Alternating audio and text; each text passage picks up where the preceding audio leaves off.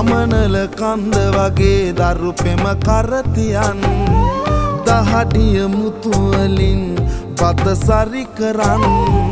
නොසිදෙන සයුර වගේ සෙනෙහස උතුරමින් දිවියේ පෞර තැනු තාතා මගේ බුදුන්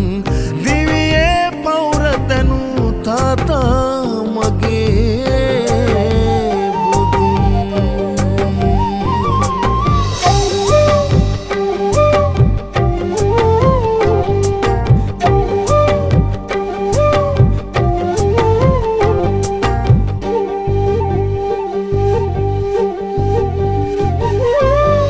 නපුරුත් නුනා තමයි වරදට සැරවෙලා නොසැලෙන ඉන්න වගේ සැඩ පහරේ නොයා